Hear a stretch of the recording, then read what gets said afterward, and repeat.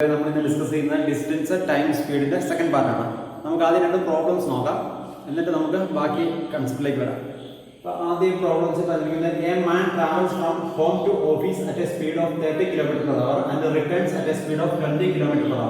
What is the distance from home to office if he takes a total 5 hours to travel?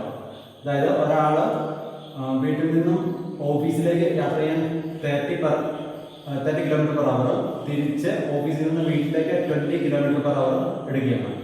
അങ്ങനെയാണെന്നുണ്ടെങ്കിൽ ഈ യാത്രയ്ക്ക് മൊത്തം 5 hours എടുക്കുന്നു. അങ്ങനെയാണെന്നുണ്ടെങ്കിൽ എത്രയാണ് ഓഫീസിൽ നിന്നും വീട്ടിലേക്കുള്ള ദൂരം? ഇതാണ് നമുക്ക് കണ്ടുപിടിക്കുന്നത്. ഇത് നമുക്ക് പെട്ടെന്ന് ആൻസർ എഴുതണമെന്ന് എഴുതിയാൽ മതി. സ്പീഡ് തന്നിരിക്കുന്നത് 30, അടുത്ത സ്പീഡ് 20 ആണ്. അപ്പം 30 × 20 × 5 ആണ് മൊത്തം ടൈം എന്ന് പറയുന്നത്. Divided by 30 + 20. ഇതാണ് ഇതിൻ്റെ ആൻസർ. തന്നിരിക്കുന്ന സ്പീഡ് മൾട്ടിപ്ലൈ ചെയ്തിട്ട് ടൈം കൂടെ മൾട്ടിപ്ലൈ ചെയ്തിട്ട് സ്പീഡ് രണ്ടും കൂടെ ആഡ് ചെയ്ത് നമ്മൾ ഡിവൈഡ് ചെയ്യുക. അപ്പോൾ നമുക്ക് ഇത് എത്രയാണെന്ന് കിട്ടും? ഇത് സോൾവ് ചെയ്യുന്നതിന് 600 × 5 ഡിവൈഡഡ് ബൈ 50 എന്നുള്ള രീതിയിലാണ് കിട്ടുന്നത് അല്ലേ? ഇതിൻ്റെ ആൻസർ വരുന്നത് 60 ആണ്. 60 km എന്നുള്ളതാണ് ഇതിൻ്റെ ആൻസർ വരുന്നത്. ഇനി നമുക്കിത് എങ്ങനെയാണ് കിട്ടിയത് നമുക്ക് നോക്കാം. എക്സ് ആണെന്ന് വിചാരിക്കുക, ഓഫീസിൽ നിന്നും distance, X B the distance. അപ്പൊ നമുക്ക് തന്നിരിക്കുന്നത് നോക്കിയാൽ മൊത്തം 5 hours തന്നിരിക്കുന്നത്. എന്തിനു വേണ്ടി? ഓഫീസിൽ നിന്നും വീട്ടിലേക്കും വീട്ടിൽ നിന്ന് ഓഫീസിലേക്ക് യാത്ര ചെയ്യാൻ വേണ്ടിയുള്ള മൊത്തം ടൈം. അപ്പം എക്സ് എന്ന് പറയുന്നതാണ് നമ്മുടെ ഡിസ്റ്റൻസ്. അപ്പം എക്സ് ബൈ 30 എന്ന് പറയുന്നത് എന്തായിരിക്കും? 30 എന്ന് പറയുന്നത് ഹോമിൽ നിന്ന് ഓഫീസിലേക്കുള്ള ടൈമാണ്. അപ്പം ഹോമിൽ നിന്ന് ഓഫീസിലേക്ക് 30 എന്ന് പറയുന്നത് ഹോമിൽ നിന്ന് ഓഫീസിലേക്ക് പോകാനുള്ള സ്പീഡാണ്. അപ്പം എക്സ് ബൈ 30 എന്ന് പറയുമ്പോൾ ഹോമിൽ നിന്ന് ഓഫീസിലേക്ക് പോകാനുള്ള ടൈമാണ്. എക്സ് ബൈ 20 എന്ന് പറയുമ്പോൾ ഓഫീസിൽ നിന്നും തിരിച്ച് വീട്ടിലേക്ക് പോകാനുള്ള ടൈം. അപ്പം ഇത് രണ്ടും കൂടെ സം ചെയ്യുമ്പോഴത്തേക്ക് നമുക്ക് കിട്ടുക 5 എന്നായിരിക്കും കിട്ടുക. കാരണം അത് ക്വസ്റ്റ്യനിൽ തന്നിട്ടുണ്ട്. ഇതിനെ സോൾവ് ചെയ്ത് നോക്കുമ്പോൾ നമുക്കറിയാം, ഇത് സോൾവ് ചെയ്യുമ്പോൾ 20x + 30x ഡിവൈഡഡ് ബൈ 30 × 20 = 5 നമുക്ക്. ഇവിടെ x കോമൺ ആയിട്ടുണ്ട്. അപ്പോൾ x × 20 + 30 ഡിവൈഡഡ് ബൈ 600 = 5. ഇങ്ങനെയാണെന്നുണ്ടെങ്കിൽ x നമുക്ക് 600 × 5 ഡിവൈഡഡ് ബൈ 20 + 30. 20 + 30 എന്ന് പറയുന്നത് എത്രയാണ്? അതാണ് നമ്മളിവിടെ എഴുതി വെച്ചിരിക്കുന്നത്. അപ്പോൾ അതിൻ്റെ ആൻസർ എത്രയാണ്? 60 km ആണ്. ഇങ്ങനെ കിട്ടിക്കഴിഞ്ഞ് കഴിഞ്ഞാൽ നമുക്ക് ഫെബ്രുവരി ആണെന്നുണ്ടെങ്കിൽ നമുക്ക് ഇതൊന്നും എഴുതേണ്ട ആവശ്യമില്ല, ഡയറക്റ്റ് ആയിട്ട് ആൻസർ എഴുതാം. അതിനാണ് നമ്മളിവിടെ എഴുതിയത്. അപ്പോൾ ഇത് ഓർത്തിരിക്കുക, എൻ്റെ ആൻസർ ഈ രീതിയിലാണ് നമ്മൾ എഴുതി കൃത്യമായിട്ട് മനസ്സിലാക്കാം. ഇനി നമുക്ക് അടുത്തൊരു ക്വസ്റ്റിലേക്ക് വരാം. ഇതുപോലെ അതിന് വേറെ type question. If A man travels at 30 km/h he reaches his destination late by 10 minutes, but if he travels at 42 km/h he reaches 10 minutes earlier. The distance traveled by him. അപ്പം 30 km സ്പീഡിലാണ് പോകുന്നതെന്നുണ്ടെങ്കിൽ അദ്ദേഹം 10 minute late ആയിരിക്കും. 42 km സ്പീഡിലാണ് പോകുന്നതെങ്കിൽ 10 minute earlier ആയിരിക്കും. അങ്ങനെയാണെന്നുണ്ടെങ്കിൽ എത്ര distance ആണ് ട്രാവൽ ചെയ്യുന്നതാണ് ഇത് കണ്ടുപിടിക്കുന്നത്. ഇത് നമുക്ക് ഷോർട്ട് കട്ട് ആഡ് ചെയ്യണമെന്നുണ്ടെങ്കിൽ ഇതുപോലെ തന്നെ നമുക്ക് തന്നിരിക്കുന്ന സ്പീഡ് എന്ന് പറയുന്നത് 30 ആണ്. ആദ്യത്തെ 30 × 42. നമ്മളിവിടെ ശ്രദ്ധിക്കുന്ന ഒരു കാര്യം എന്താണെന്ന് വെച്ച് കഴിഞ്ഞാൽ ഇവിടെ 20 minutes ആണ് തന്നിരിക്കുന്നത്. ഞാൻ ഫസ്റ്റ് വീഡിയോയിൽ തന്നെ പറഞ്ഞായിരുന്നു, നമ്മുടെ യൂണിറ്റ് എല്ലാം സെയിം ആണ്. ഇവിടെ km/h ആണ്. അങ്ങനെയാകുമ്പോൾ ടൈം എന്തായിരിക്കണം? അവറിലായിരിക്കണം.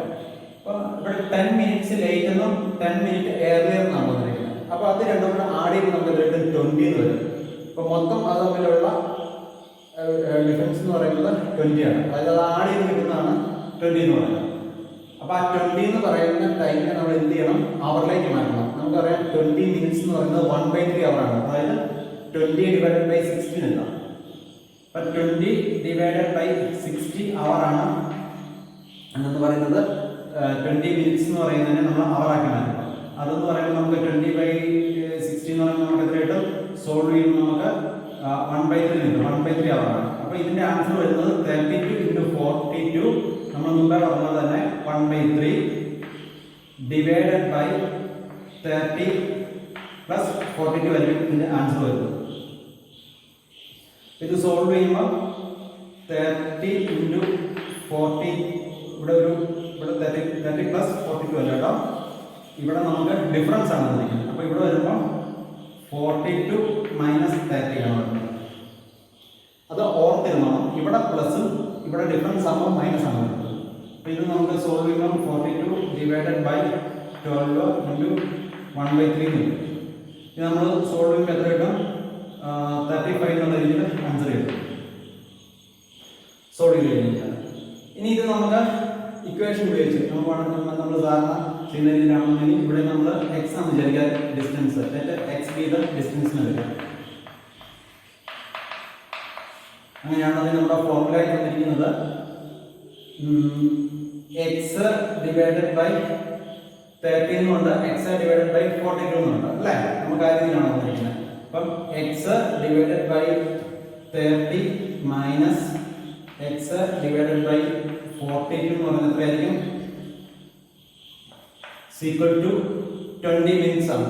കാരണം 10 മിനിറ്റ്സ് ഏർലിയറും 10 മിനിറ്റ്സ് ലേറ്റും ആണ്. അപ്പോൾ അത് നമ്മൾ എടുക്കുമ്പോൾ അതിൻ്റെ വ്യത്യാസം എന്ന് പറയുന്നത് 20 മിനിറ്റ്സ് ആണ്. അപ്പോൾ അതിനെ അവറാക്കുമ്പോൾ 20/60 എന്നുള്ള രീതിയിൽ എടുക്കും. ഇത് നമ്മൾ സോൾവ് ചെയ്യുമ്പോൾ 42x minus 30x divided by 30 into 42 is equal to 1/3 എന്നുള്ള രീതിയിൽ എടുക്കും. ഇന്നത്തെ എക്സ് കോമൺ ആയിട്ട് നമ്മൾ ഇവിടെ എടുക്കുമ്പോൾ X into 42 minus 30 divided by 30 into 42 is equal to 1/3 കിട്ടും. അങ്ങനെയാണെങ്കിൽ എക്സ് ഈസ് ഈക്വൽ ടു നമുക്ക് എങ്ങനെ എഴുതാം? X is equal to 30 into 42 into 1/3 divided by 42 minus 30 എന്ന് പറയുമ്പോൾ എത്രയാണ്? 12. നമ്മളോട് കണ്ടുപിടിച്ചിട്ടുണ്ട് 35 എന്നുള്ള രീതിയിൽ. അപ്പോൾ ഇത് നമുക്ക് ഷോർട്ട് കട്ട് ആയിട്ട് നമുക്ക് ഡയറക്റ്റ് ആയിട്ട് തന്നെ എഴുതാം. അപ്പോൾ ഇവിടെ നിന്നൊരു ഡിഫറൻസ് ആണെന്നുണ്ടെങ്കിൽ അത് തമ്മിലുള്ള ഡിഫറൻസ് ആണെങ്കിൽ മൈനസ് ആയിരിക്കും, ടോട്ടൽ ആണെന്നുണ്ടെങ്കിൽ പ്ലസ് ആയിരിക്കും. അത് ഓർത്തിരിക്കുക കൃത്യമായിട്ട്. വളരെ എളുപ്പമുള്ള പ്രോബ്ലംസ് ആണ്. ഇനി നമുക്ക് അടുത്തൊരു ഇതിലേക്ക് വരാം. മൂന്നാമത്തെ ക്വസ്റ്റ്യൻ എന്ന് പറയുന്നത് നമുക്കൊരു ഫോർമുല ആയിട്ട് ക്രിയേറ്റ് ചെയ്യാന്നാണ്. ഞാൻ തന്നെ വാല്യൂ ഇട്ട് ചെയ്യുകയാണെങ്കിൽ നമുക്കതൊരു ഫോർമുല ആയിട്ട് എടുക്കാം. അത് കഴിഞ്ഞു if the ratio of the speed of A and B is 2:3, then the ratio of the time taken by them to cover the same distance.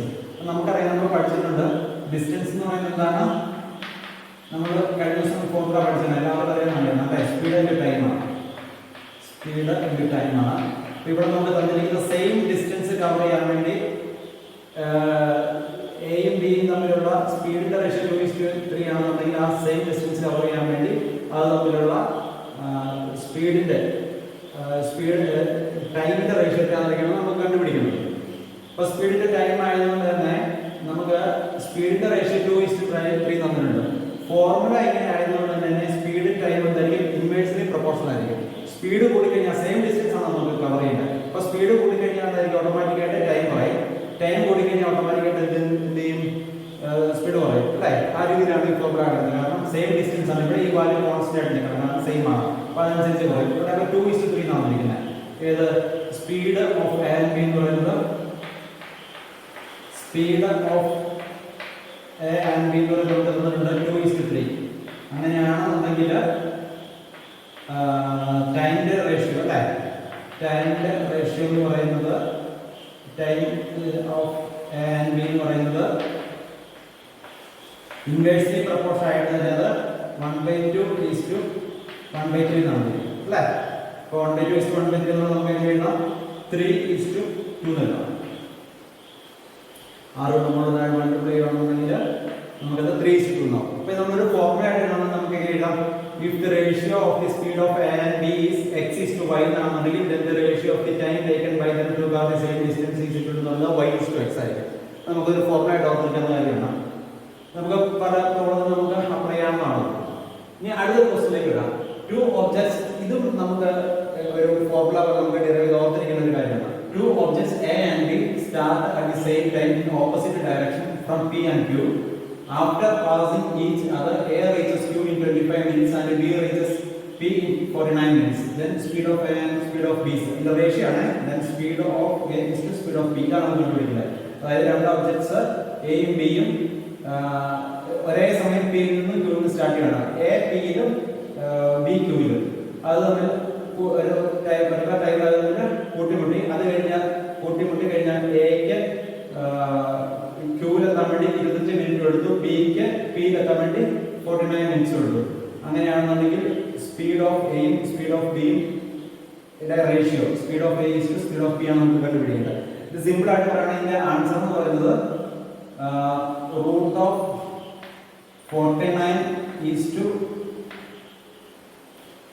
Root of 25 ആയിരിക്കും. 7 ഈസ് ടു 5 എന്ന രീതിയിലായിരിക്കും വരുന്നത്. അപ്പൊ ഇത് നമ്മളൊരു ജനറൽ ആയിട്ടുള്ള ഫോർമുല ആക്കണമെന്നുണ്ടെങ്കിൽ എന്താണ് പറയുന്നത്, ഇവിടുത്തെ നമുക്ക് തന്നിരിക്കുന്നത് A and B start at the same line opposite direction from B and Q after passing X minutes ആണെന്ന് വിചാരിക്കുക. ബി റീച്ചസ് ബി എന്ന് പറയുന്നത് ഇൻ 49 മിനിറ്റ്സ്. ദെൻ അങ്ങനെയാണെങ്കിൽ നമുക്ക് ഇതിന്റെ റേഷ്യോ കാണുന്നതിന് വേണ്ടി നമുക്ക് സിമ്പിൾ ആയിട്ടുള്ള ഒരു ഫോർമുല ആണ് അങ്ങനെ എഴുതാം. നമുക്കത് എക്സും വൈ ആണെന്നുണ്ടെങ്കിൽ root of Y is to root of X എന്നുള്ള രീതിയിൽ എഴുതാം. അതിന്റെ ratio speed of A is to speed of B എന്ന് പറയുന്നത്. അതായത് എ ക്യൂവിലെത്താൻ വേണ്ടി എക്സും ബി പിയിലെത്താൻ വേണ്ടി വൈ ടൈം ആണ് വിചാരിക്കുന്നത്, 5 മിനിറ്റ്സ് ആണ് വിചാരിക്കുക. അങ്ങനെ നമുക്ക് സിമ്പിൾ ആയിട്ട് ഫോർമുല എടുക്കുകയാണെങ്കിൽ root of 5 minutes root of X എന്ന് വിചാരിക്കുക. ഇതാണ് ഇതിന്റെ ആൻസർ ആയിട്ട് എടുക്കുക. ഇപ്പൊ ഇങ്ങനെയുള്ള നമുക്ക് പല ഡയറക്റ്റ് ആയിട്ടുള്ള ക്വസ്റ്റ്യൻസ് നമുക്ക് അപ്ലൈ ചെയ്യാവുന്ന ഫോർമാറ്റ് നമുക്ക് ഉപയോഗിക്കാവുന്നതാണ്.